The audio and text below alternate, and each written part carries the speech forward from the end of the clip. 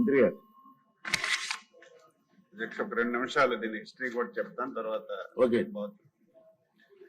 అధ్యక్ష, 1960-73 వరకు డైరీ అనేది ప్రభుత్వం ఆధీనంలో నడిచేది అధ్యక్ష. 1973లో డైరీని ఒక ప్రభుత్వం కార్పొరేషన్ కింద మార్పు చేసింది. ఆ రోజు 1956 చట్టాన్ని తీసుకొని, ఈ చట్టం ప్రకారం ఏదైతే కార్పొరేషన్ ఏర్పడిందో దానికి ఎండి, డైరెక్టర్లు ప్రభుత్వ అధికారుల ఆధీనంలో నడిచిన విషయం కూడా ఈ సందర్భంగా తెలియచేస్తున్నాను. దీన్ని 1981లో 3 అంచెల సహకార డైరీ వ్యవస్థగా తీసుకొచ్చారు అధ్యక్ష. 1964 సహకార చట్టం ప్రకారం ఇందులో గ్రామ స్థాయి, జిల్లా స్థాయి, రాష్ట్ర స్థాయి సహకార వ్యవస్థ ఉంటుంది. ఇందులో అందరూ ప్రభుత్వ అధికారులు ఉంటారు. 1 సంవత్సరానికి 1000 రోజులు నామినల్ లీజ్ కింద ప్రభుత్వం ఆస్తులన్నీ కూడా దీనికి బదలాయించే సిస్టమ్ ఆ రోజు ఉండేది అధ్యక్ష. అయితే 1983లో విశాఖ డైరీ అధ్యక్ష జిల్లా సహకార సంస్థగా ఏర్పడింది. 1995లో దీన్ని మ్యాక్స్ యాక్ట్ కింద తీసుకొచ్చారు. ఈ మ్యాక్స్ యాక్ట్ ఏంటంటే స్వయం ప్రతిపత్తి ఉంటుంది. అధికారులతో కూడినటువంటి విశాఖ డైరీగా 1999లో ఇది మార్పు జరిగింది అధ్యక్ష. దీన్ని 2004లో కోఆపరేటివ్ ట్రిబ్యునల్లో ఏదైతే వీళ్ళు ఈ సంస్థకి ఏవైతే ఆస్తులు ఉన్నాయో ఈ ఆస్తులన్నీ కూడా మాకే చెందుతాయని చెప్పి కోఆపరేటివ్ ట్రిబ్యునల్లో కేసేశారు అధ్యక్ష.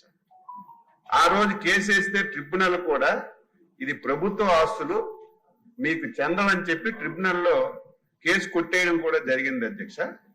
తదుపరి ఎవరైతే విశాఖ డైరీ వాళ్ళు వెంటనే హైకోర్టుకి ఆశ్రయించారు అధ్యక్ష. హైకోర్టులో కేసు నడుస్తుంది.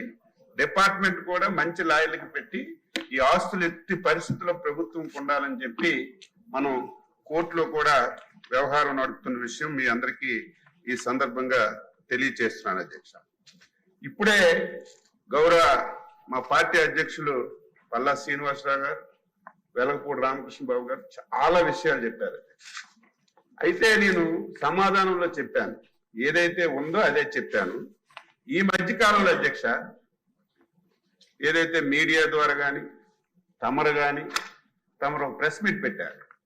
ఒకేసారి 3.5 రూపాయలు పాల ధర పెరిగిపోవడం, ఎక్కడైతే ఈ లబ్ధిదారులు ఉన్నారో, ఎవరైతే పాల ఉత్పత్తిదారులు ఉన్నారో ఎక్కడికక్కడ రాస్తారోకలు చేయడం, ధర్నాలు చేయడం ఒకేసారి తగ్గిపోయింది. పాల ధర తగ్గిపోవడం ఒక ఎత్తు అధ్యక్ష. దానా ధరలు ఒకసారి పెంచారు.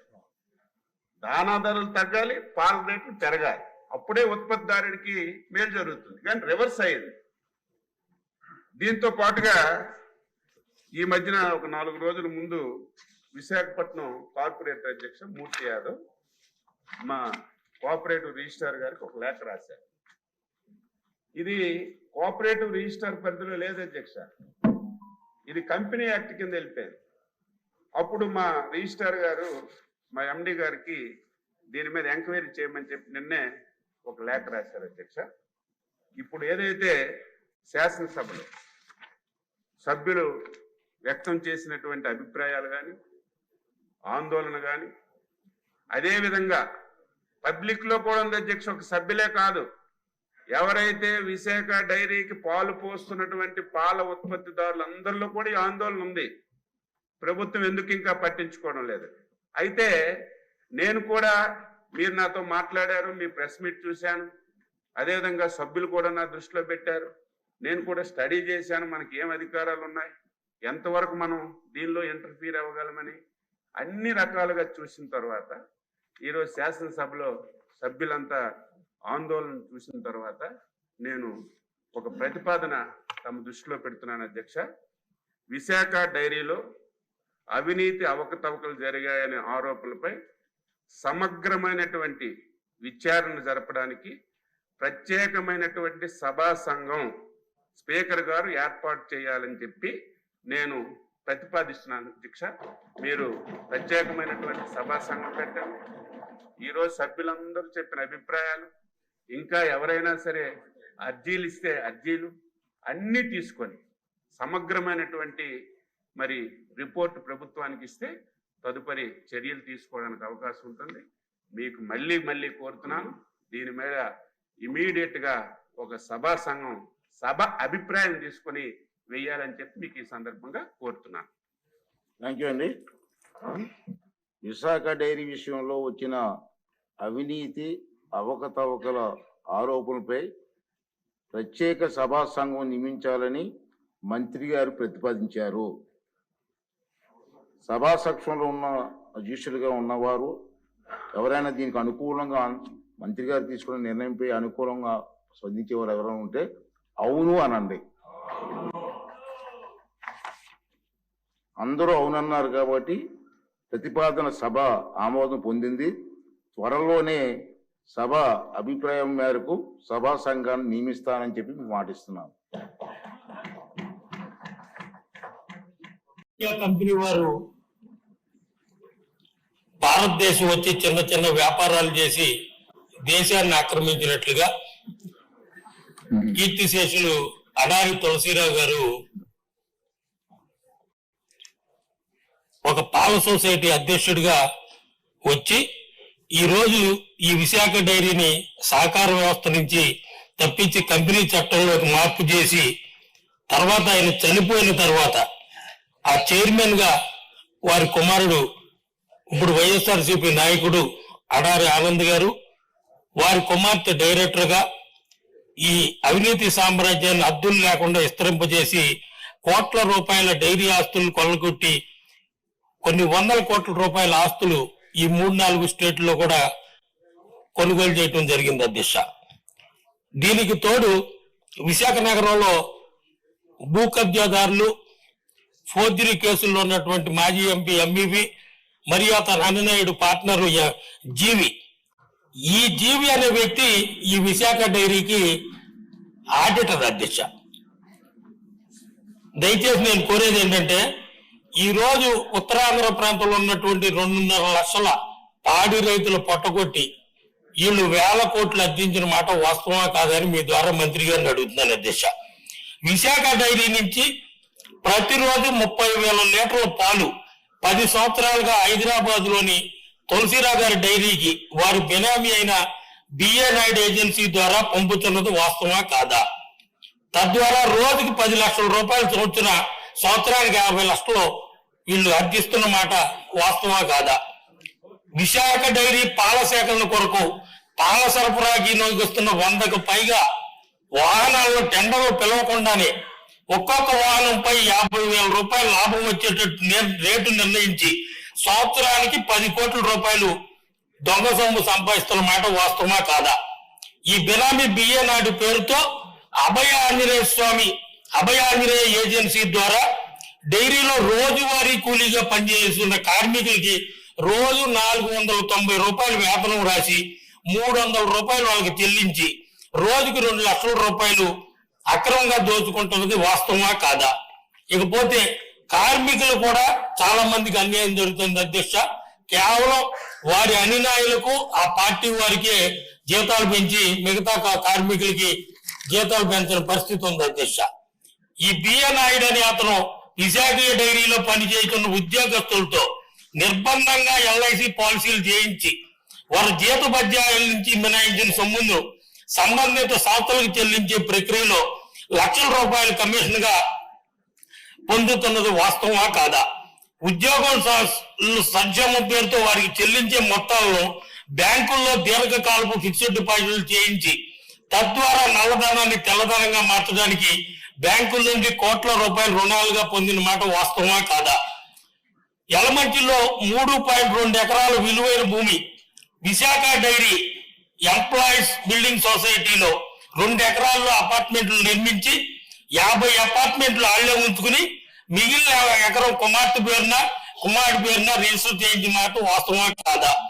విశాఖ డైరీ చైర్మన్ పదవిలో ముసుగులో వీరి కుటుంబ సభ్యులు మరియు బినామీలు సంప్రదించిన ఆస్తులు అక్రమాస్తుల విలువ కొన్ని వందల కోట్లలో ఉంటుంది అధ్యక్ష. విశాఖపట్నంలో సుమారు ఒక 50 అపార్ట్మెంట్లు, ఏలూరులో 30 ఎకరాల చేపల చెరువులు, కొమ్మరపూడిలో 30 ఎకరాలు మరియు యలమంచిలో ఒక 80 ఎకరాల వ్యవసాయ భూమి సంపాదించనేది వాస్తవమా కాదా? ఇవే కాకుండా హైదరాబాదు, బెంగళూరు, చెన్నై, ఊటీ మరియు విశాఖపట్నం నగరాల్లో ఒక్కొక్కటి 5 కోట్లు విలువ చేసే విలాసవంతమైన భవనాలు వీరికి ఉన్నాయి అధ్యక్ష. ఇందాక పెద్దలు పల్లా శ్రీనివాస్ గారు చెప్పినట్లు ఈ శీలానగర్ లో కృషి హాస్పిటల్ స్థాపించి హైదరాబాద్ కిమ్ హాస్పిటల్కి ఇచ్చి వీరు చేసిన అది మరో కుంభకోణం అధ్యక్ష. అంతేకాకుండా లంకెలపాలెంలో ఎండోమెంట్స్ భూమి అప్పటి అసిస్టెంట్ కమిషనర్ శాంతి గారు ఉన్న సమయంలో 5 కోట్ల royal ice cream factory endowments land లో నిర్మించి అది ఈ ఫ్యాక్టరీని నెలకు 10 లక్షలు అద్దె చెల్లించి 2 కోట్ల అడ్వాన్స్ విశాఖ డైరీ ద్వారా చేస్తున్నారు అధ్యక్ష. Visakha dairy trust engineering college పేరు మీద యలమంచిల సమీపంలోని కొక్కిరాపల్లిలో సేకరించిన 18 ఎకరాల కాలేజ్ స్థలం స్థాపించకుండా సుమారు 30 కోట్లు విలువ చేసి 18 ఎకరాల భూమిని మేనేజింగ్ ట్రస్టీగా తనకు తానే తన పేరును మరియు తన కొడుకు పేరును రిజిస్టర్ చేశారన్నది వాస్తవమా కాదా? ఈ మా దృష్టికి వచ్చిన అధ్యక్ష ఈ విశాఖ డైరీ ఒక్క నిమిషం సార్, ఈ విశాఖ డైరీలో జరిగిన కుంభకోణం జగన్మోహన్ రెడ్డి గారి ప్రభుత్వంలో ఇసుక మద్యం కుంభకోణం కన్నా ఈ పెద్ద కుంభకోణం అధ్యక్ష. ఇది మీకు కూడా తెలుసు అధ్యక్ష. ఇవన్నీ కూడాను. ఇకపోతే 1987 సంవత్సరంలో డైరీ డెవలప్మెంట్ కార్పొరేషన్ ద్వారా మన హరిలోవాల హెల్త్ సిటీలో 7 ఎకరాల 2 సెంట్లు ఇవ్వడం జరిగింది అధ్యక్ష. అది ఎందుకు ఇచ్చారంటే పాడి రైతులు ట్రైనింగ్ సెంటర్ కోసం, ఆటో సదుపాయం, గడ్డి పెంపకం కోసం. కానీ ఇప్పటికీ దానికోసం వాటలేదు వచ్చేది అధ్యక్ష. దయచేసి ఆ సుమారు 400 కోట్లు విలువ చేస్తుంది అధ్యక్ష ఆ 7.2 ఎకరాలు. అది ప్రభుత్వం వెంటనే హ్యాండ్ ఓవర్ చేసుకోవాలని నేను కోరేది ఏంటంటే సిఐడి ద్వారా కానీ హౌస్ కమిటీ కానీ వేయాలని మీ ద్వారా నేను ప్రభుత్వాన్ని కోరుకుంటున్నాను అధ్యక్ష. ధన్యవాదాలు అధ్యక్ష. ధన్యవాదాలు అధ్యక్ష. అధ్యక్ష, ఈ ప్రశ్న మా విశాఖపట్నంలో ఉన్నటువంటి విశాఖ డైరీకి సంబంధించి వేసినటువంటి ప్రశ్న అధ్యక్ష. ఈ ప్రశ్నలో మేము అడిగింది ఏంటంటే ఈ విశాఖ డైరీకి కార్పొరేట్ కంపెనీ సొసైటీస్ యాక్ట్ నుంచి కార్పొరేట్ కంపెనీగా మార్చారా అని. దానికి మంత్రివర్యులు అవునన్నారు సార్. రెండోది మేము అడుగుతా అంటే అధ్యక్ష నాకు కొంచెం సమయం ఇవ్వాలని చెప్పేసి మిమ్మల్ని అర్థిస్తున్నాం అధ్యక్ష. ఇది ఎందుకంటే సుమారు 2.5 లక్షలు పాడి రైతులకు సంబంధించింది, ఉత్తరాంధ్రకు సంబంధించింది అధ్యక్ష. అలాగే ఇది ఇందులో డైరెక్టర్స్ ఎవరైనా సరే లేకపోతే కంపెనీలో ఉన్నటువంటి చైర్మన్ ఇన్హెరిటెన్స్ గా అంటే వారసత్వంగా మళ్ళీ చైర్మన్ అవ్వచ్చా అదొక ప్రశ్నకి కాదన్నారు. కాకపోతే అక్కడ వాళ్ళు చైర్మన్ ఒక సన్నే ఈరోజు మా చనిపోయినటువంటి చైర్మన్ ఒక కుటుంబ సభ్యులు ఈరోజు చైర్మన్ కింద ఉన్నారు. మూడోది ఇక్కడ ఏమైనా కరప్షన్ జరిగిందా, ఇర్రెగ్యులారిటీస్ ఉన్నాయా అంటే దానికి ఎటువంటిది కరప్షన్ జరగలేదని చెప్తున్నారు అధ్యక్ష. దాంట్లో చాలా పెద్ద స్థాయిలో కుంభకోణం జరిగింది అధ్యక్ష. దీని మీద చాలా ఎంక్వైరీ చేయాల్సినటువంటి అవసరం ఉందనేది మా ఉద్దేశం అధ్యక్ష. అలాగే ఎవరు దీనికి బాధ్యులంటే దాని ఉత్తమం కాదని చెప్తారు అధ్యక్ష. అయితే దీని మీద ఈ సభకు మీ ద్వారా ఈ సభ నుంచి తేవాల్సినటువంటి అవసరం ఉంది అధ్యక్ష. సుమారు 2,000 కోట్ల టర్న్ ఓవర్ ఉన్నటువంటి విశాఖ డైరీ ఈరోజు నష్టాల బారిన పడేటటువంటి పరిస్థితి వచ్చింది అధ్యక్ష. ఎందుకంటే అందులో జరుగుతున్నటువంటి అవకతవకలే ప్రధానమైనటువంటి కారణం అని చెప్పి ఈ సందర్భంగా తెలియజేస్తున్న అధ్యక్ష. ఉత్తరాంధ్రలో సుమారు 2.5 లక్షల పాడి రైతులు 7.5 లక్షలు మిల్క్ సప్లై చేస్తున్నారు అధ్యక్ష. దీంట్లో గతంలో ఇది సహకార సంఘంగా ఏర్పడి క్రమేపా వీళ్ళేం చేశారంటే కంపెనీ యాక్ట్ కింద మార్చిపడేశారు అధ్యక్ష. ఆ రోజు కూడా ప్రభుత్వాలు దాని మీద దృష్టి సారించలేదు అధ్యక్ష. ఏదో రైతులకి పాడి రైతులకి మంచి చేస్తారేమోనండి. కానీ ఈరోజు భారీ స్థాయిలో వస్తుంది. దాంట్లో చైర్మన్, వైస్ చైర్మన్, డైరెక్టర్స్ ఒకే కుటుంబానికి సంబంధించినటువంటి ఉండి చాలా పెద్ద స్థాయిలో వీళ్ళు డబ్బులు మళ్లిస్తున్నటువంటి పరిస్థితి అధ్యక్ష. ఇదే కాకుండా అధ్యక్ష ఇందులో మరే గౌరవం ఏంటంటే ఒక ట్రస్ట్ కింద ఏర్పాటు చేసి పాడి రైతు యొక్క సంక్షేమం కోసం ట్రస్ట్ ఏర్పాటు చేసి ఆ ట్రస్ట్ ద్వారా మరిన్ని అవకతవకలు చేస్తున్నటువంటి పరిస్థితి అధ్యక్ష. దాంట్లో ఇష్టానుసారం అనేక విధాలుగా డబ్బులు మళ్లించేటువంటి పరిస్థితి అధ్యక్ష. రైతుల కోసం వాడు పాడి రైతులకు ఒక సంక్షేమం కోసం వినియోగించేస్తున్నటువంటి డబ్బులు ఇష్టానుసారం డైవర్ట్ చేసి, ఇది ప్రధానమైనటువంటి ఆరోపణ అధ్యక్ష. ఈ ట్రస్ట్ మీద మనం ఎంక్వైరీ చేయాల్సినటువంటి అవసరం ఉంది. ఈ ట్రస్ట్ లోకి ఎలా డబ్బులు వస్తున్నాయి, ఏ విధంగా కలెక్ట్ చేస్తారు, ఏ విధంగా వీళ్ళు డైవర్ట్ చేస్తున్నారు, దేనికోసం వినియోగిస్తున్నారు, వాళ్ళు పాడి రైతుల యొక్క సంక్షేమం కోసం వాడుతున్నారా, లేకపోతే వీళ్ళు ఇష్టానుసారం వీళ్ళు రాజకీయ ప్రయోజనాల కోసం వాడుతున్నారు అన్న దాని మీద మనం ఎంక్వైరీ చేయాల్సినటువంటి అవసరం ఉంది అధ్యక్ష. ఎంత దారుణం అంటే అధ్యక్ష, వీళ్ళు అమ్మేవాళ్ళు వీళ్ళు తాలూకోవాలి, కొనేవాళ్ళు వీళ్ళు తాలూకోవాలి. అంటే అందులో కంపెనీ నడపడానికి ఏదైనా సప్లయర్స్ ఉన్నారంటే సప్లయర్స్ వీళ్ళ మనుషులే, అలాగే మార్కెటింగ్ చేసేవాళ్ళు వీళ్ళ మనుషులే. చివరికి పాడి రైతులకి మాత్రం చాలా తగ్గించి ఈరోజు వాళ్ళు రేట్ ఇస్తున్నటువంటి పరిస్థితి అధ్యక్ష. అంటే ఒక పక్కన పాడి రైతులకు నష్టం చేస్తూ కంపెనీ సప్లయర్స్ ఎవరైతే ఉన్నారో వీళ్ళ మనుషుల ద్వారా లబ్ధి పొందుతూ నష్టాల బారిన పడేటటువంటి పరిస్థితి అధ్యక్ష. కనుక దీన్ని కొంచెం వివరంగా మీకు చెప్తాను అధ్యక్ష. అధ్యక్ష, కోఆపరేటివ్ సెక్టర్ కింద పెట్టి 25 సంవత్సరాల పాటు ప్రభుత్వం ఒక రాయితీలు వినియోగించుకొని 1995లో మార్క్స్ చెప్పి తీసుకొచ్చి తర్వాత 2006లో వీళ్ళు కంపెనీ యాక్ట్ కింద మార్చేశారు అధ్యక్ష. అక్కడి నుంచి సమస్యలు మొదలయ్యాయి అధ్యక్ష. ఇందులో డైరెక్టర్స్ అందరూ కూడా వీరి మనుషులే. ఇంకోటి ఏంటి అధ్యక్ష, తులసి ఆగ్రో డైరీ ఫార్మ్స్ అని చెప్పేసి ఒక company, Sri Visakha beverages and private limited అని ఇంకో కంపెనీ, దీనిలో ఉన్నటువంటి ఇప్పుడు ప్రస్తుతం చైర్మన్ ఆడారి కుమార్ గారు కంపెనీస్ పెట్టి దీని ద్వారా అధిక రేట్లు డైరీ సప్లై చేస్తూ దాంట్లో కమిషన్ కొట్టేసేటువంటి పరిస్థితి అధ్యక్ష. ఇదే కాకుండా Visakha milk products private limited అని చెప్పి దీంట్లో మన విశాఖ డైరీ ఏదైతే ప్రొడక్ట్స్ తయారు చేస్తుందో దాన్ని మార్కెట్ చేస్తున్నారు అధ్యక్ష. ఇది కూడా వాళ్ళ బంధువులు ఆడారి కుమార్ గారి కంపెనీ అధ్యక్ష. వాళ్ళ బంధువులు కూడా కొంతమంది డైరెక్టర్స్ ఉంటుంది అధ్యక్ష. వీళ్ళే చేస్తారు, అధిక రేట్లలో తక్కువ రేటుకి విశాఖ డైరీ తీసుకోవడం, అధిక రేటుకి అమ్మడం అధ్యక్ష. ఈ విధంగా డైరీకి నష్టం చేస్తున్నారు అధ్యక్ష. ఇది కాకుండా ఇందాక చెప్పినట్టుగా ట్రస్ట్ ఫామ్ చేశారు అధ్యక్ష. ట్రస్ట్ ఫామ్ చేసి ఏం చేస్తున్నారు వీళ్ళు, మనం ఎంప్లాయీస్ కి, అందులో పనిచేసినటువంటి ఎంప్లాయీస్ కి బోనస్ గా ప్రతి ఏడాది 16,800 రూపాయలు ఇస్తారు అధ్యక్ష. అందులో 6,800 రూపాయలు ఈ ట్రస్ట్ కి డైవర్ట్ చేస్తున్నారు.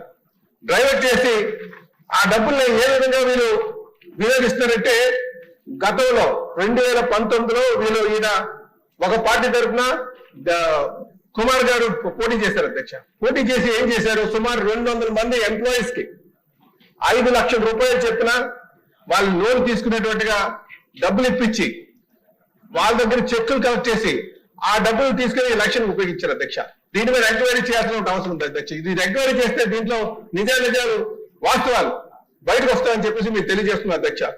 ఇదే కాకుండా అధ్యక్ష, మొన్న ఎలక్షన్ కూడా ఇదే ప్లాన్ చేశారు అధ్యక్ష, ఈ ట్రస్ట్ ద్వారా డబ్బులు డైవర్ట్ చేయడం. ఇదే కాకుండా అధ్యక్ష, వీళ్ళు రైతులకి వాళ్ళ సంక్షేమం కోసం పెట్టినటువంటి దాంట్లో ఏదైతే ట్రస్ట్ ఉందో ప్రతి సంవత్సరం పాడి రైతు దగ్గర అన్యాయంగా 300 రూపాయలు కలెక్ట్ చేస్తారు అధ్యక్ష. ఆ డబ్బులు కూడా మీరు డైవర్ట్ చేస్తారు. దీని మీద కూడా ఎంక్వైరీ చేయాల్సిన అవసరం ఉంది అధ్యక్ష. ఇదే కాకుండా ఇంకా దారుణం ఏంటంటే అధ్యక్ష, ఇందాక చెప్పినట్టుగా ఒక కంపెనీ హైదరాబాద్ లో, ఇది చాలా పెద్దది అధ్యక్ష స్కామ్. హైదరాబాద్ లో ఒక కంపెనీ ఈ డైరీ ఆర్డర్ కుమార్ గారు పెట్టి అది లాస్ లో ఉన్నటువంటి కంపెనీ, సుమారు 18,000 లీటర్లు ప్రొడ్యూస్ చేసే కంపెనీ అధ్యక్ష. దానికి సంవత్సరానికి 80 లక్షల రూపాయలు రెంట్ ఇస్తున్నారు అధ్యక్ష. కొనే ఎందుకు ఇస్తున్నారో కూడా అర్థం కాదు అధ్యక్ష. అంటే ఆ విధంగా ఒక కంపెనీ యాక్ట్ కింద మార్చి ప్రభుత్వ నియంత్రణ తీసిపడేసి ఆ డబ్బులు ప్రజలకు, పాడి రైతులకు సంబంధించినటువంటి డబ్బుల్ని ఆ డైరీకి నెలకి 80 లక్షల రూపాయలు చెప్పిన ఈ సంగారెడ్డిలో ఉన్నటువంటి డైరీకి ఇస్తున్నారు అధ్యక్ష. ఇదే కాకుండా నార్త్ పోల్ ఐస్ క్రీమ్ ఒకటి పెట్టారు అధ్యక్ష. ఈ ఐస్ క్రీమ్ కి దాని మిషనరీ 15 లక్షలు ఉంటే నెలకి 10 లక్షల రూపాయలు రెంట్ ఇస్తున్నారు అధ్యక్ష. దీని మీద కూడా ఇది కూడా డైరీ చైర్మన్ ఒక మేనేజ్మెంట్ తో పెట్టించినటువంటి అధ్యక్ష. కనుక దీని మీద ఎంక్వైరీ చేయాల్సిన అవసరం ఉందని చెప్పి తెలియజేస్తున్నారు అధ్యక్ష. ఇదే కాకుండా అధ్యక్ష, సప్లయర్స్ కావచ్చు, మార్కెటింగ్ కావచ్చు, వీళ్ళ అనుమానాలు పెట్టుకొని, వీళ్ళు అనుకున్నటువంటి డైరెక్టర్లు పెట్టుకొని దీంట్లో ఆ పాడి రైతులకు సంబంధించినటువంటి డబ్బు అంతా డైవర్ట్ చేసి, అలాగే ఒక హాస్పిటల్ కూడా వీళ్ళు ఒక హాస్పిటల్ స్టార్ట్ చేసి కిమ్స్ కి ఇచ్చారు అధ్యక్ష. కిమ్స్ హాస్పిటల్ అది ప్రైవేట్ కంపెనీ, బాగానే రన్ అవుతుంది, దాంట్లో ఏదో ఇది లేదు అధ్యక్ష. కానీ పాడి రైతులకి సంబంధించి ఎవరైనా చేస్తే మాత్రం డైరీ ట్రస్ట్ భరించేసింది పోయి ప్రైవేట్ వాళ్ళకు ఖర్చు చేసే విధంగానే వాళ్ళ మీద భారం పడుతుంది అధ్యక్ష. ఈ విధంగా పాడి రైతుకి నష్టపడుతుంది అధ్యక్ష. దీని మీద కూడా ఎంక్వైరీ చేసినటువంటి అవసరం ఉందని చెప్పి మీకు తెలియజేస్తున్న అధ్యక్ష. దయచేసి ఇది ఎందుకంటే ఉత్తరాంధ్ర రైతాంగానికి సంబంధించింది కనుక పాడి రైతులు అనేక విధాలుగా ఇబ్బంది పడుతున్నారు కనుక ఈ రోజు దానా ఖర్చు పెరిగిపోయింది అధ్యక్ష. దానికేమి వీళ్ళు దానికేమి సబ్సిడీ ఇవ్వకుండా దానికేమి ఆదుకోకుండా వీళ్ళు ఎక్కువ రేటు ఇవ్వాల్సింది పోయే తక్కువ రేటుకి మీరు కొనేటువంటి పరిస్థితి ఉంది అధ్యక్ష. కనుక మేము దీని మీద పూర్తి స్థాయి ఒక హౌస్ కమిటీ కానీ లేకపోతే ఒక ఏదైనా ఒక జ్యుడిషియల్ ఎంక్వైరీ కానీ లేకపోతే సిఐడి ఎంక్వైరీ కానీ వేసి దీంట్లో నిజాలు తేల్చాల్సినటువంటి అవసరం ఉందని చెప్పి మీకు ఈ సభ ద్వారా మీ దృష్టికి తీసుకొస్తాను.